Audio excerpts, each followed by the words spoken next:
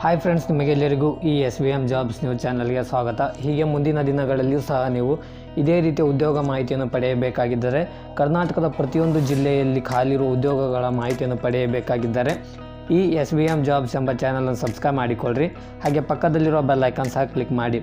ಈ ತಿಂಗಳ ಸಂಪೂರ್ಣ ಉದ್ಯೋಗ ಮಾಹಿತಿಗಾಗಿ ಈ SVM ಜಾಬ್ಸ್ ನ್ಯೂಸ್ ಚಾನಲ್ನಲ್ಲಿ ಹೋಗಿ ಅಲ್ಲಿ ಗೌರ್ಮೆಂಟ್ ಜಾಬ್ ಎಂಬ ಪ್ಲೇಲಿಸ್ಟ್ ಇದೆ, ಅಲ್ಲಿ ಹೋಗಿದ್ದರೆ ನೀವು ಈ ತಿಂಗಳ ಸಂಪೂರ್ಣ ಉದ್ಯೋಗ ಮಾಹಿತಿಯನ್ನು ಪಡೆದುಕೊಳ್ಳಬಹುದು. ಈಗ ಈ ನೋಟಿಫಿಕೇಷನ್ಗೆ ಸಂಬಂಧಿಸಿದಂತೆ ಬರುವುದಾದರೆ, ಈ ಹುದ್ದೆಗಳಿಗೆ SSLC, PUC ಮತ್ತು ಡಿಗ್ರಿ ಪಾಸಾದವರು ಈ ಹುದ್ದೆಗಳಿಗೆ ಅರ್ಜಿಯನ್ನು ಸಲ್ಲಿಸಬೇಕಾಗುತ್ತದೆ. ಈ ಹುದ್ದೆಗಳ ಮೊದಲೇ ತಿಳಿಸಿದ ಥಂಬ್ನೇಲ್ನಲ್ಲಿ ತಿಳಿಸಿದಂತೆ ಇಲ್ಲಿ ಪರೀಕ್ಷೆಯೂ ಇರುವುದಿಲ್ಲ, ಅರ್ಜಿ ಶುಲ್ಕವೂ ಸಹ ನೀವು ಕಟ್ಟಬೇಕಾಗಿಲ್ಲ. ಈ ಹುದ್ದೆಗಳ ಸಂಪೂರ್ಣ ಮಾಹಿತಿಯನ್ನು ಈ ವಿಡಿಯೋದಲ್ಲಿ ಪಡೆದುಕೊಳ್ಳೋಣ ಬನ್ನಿ.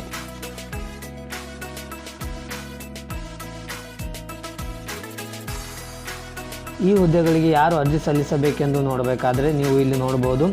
ಕರ್ನಾಟಕ ರಾಜ್ಯದ ಪುರುಷ ಮತ್ತು ಮಹಿಳಾ ಅಭ್ಯರ್ಥಿಗಳು ಈ ಹುದ್ದೆಗಳಿಗೆ ಅರ್ಜಿಯನ್ನು ಸಲ್ಲಿಸಬಹುದು. ಹಾಗೆ ಇಲ್ಲಿ ವಯೋಮಿತಿಯನ್ನು ಸಹ ನೋಡಬೇಕಾದರೆ ಇಲ್ಲಿ ನೀವು ನೋಡಬಹುದು, 18 ವರ್ಷದ ಮೇಲ್ಪಟ್ಟವರು ಈ ಹುದ್ದೆಗಳಿಗೆ ಅರ್ಜಿಯನ್ನು ಸಲ್ಲಿಸಬಹುದು. ಹಾಗೆ 35 ವರ್ಷದ ಒಳಗಿದ್ದವರು ಈ ಹುದ್ದೆಗಳಿಗೆ ಅರ್ಜಿಯನ್ನು ಸಲ್ಲಿಸಬಹುದಾಗಿದೆ.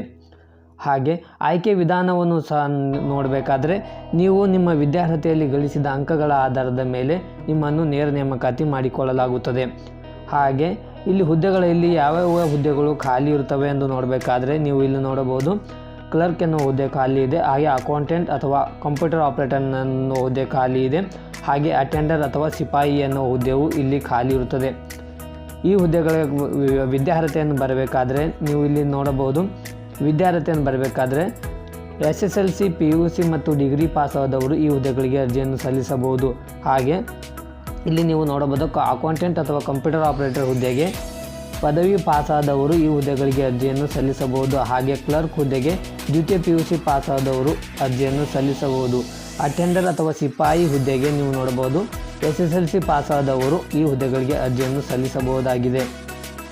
ಹಾಗೆ ಅರ್ಜಿ ಸಲ್ಲಿಸುವ ವಿಧಾನ ಆಫ್ಲೈನ್ ಮೂಲಕ ಅರ್ಜಿ ಸಲ್ಲಿಸಬೇಕಾಗುತ್ತದೆ. ಅಲ್ಲಿ ಯಾವ ವಿಳಾಸಕ್ಕೆ ನೀವು ಅರ್ಜಿ ಸಲ್ಲಿಸಬೇಕೆಂದು ನಾನು ಇಲ್ಲಿ ಕೆಳಗೆ ತಿಳಿಸಿರುತ್ತೇನೆ ನೋಡಿ.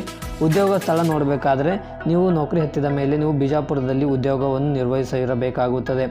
ಹಾಗೆ ಇಲ್ಲಿ ಎಲ್ಲಿ ಖಾಲಿ ಇರುತ್ತವೆ ಎಂದು ಅದನ್ನು ತಿಳಿದುಕೊಳ್ಳುವುದಾದರೆ ಇಲ್ಲಿ ನೀವು ನೋಡಬಹುದು, ಬಿಜಾಪುರದ ಜಿಲ್ಲಾ ಪೊಲೀಸ್ ಇಲಾಖೆ ನೌಕರರ ಸಂಘದಲ್ಲಿ ಈ ಹುದ್ದೆಗಳು ಖಾಲಿ ಇರುತ್ತವೆ.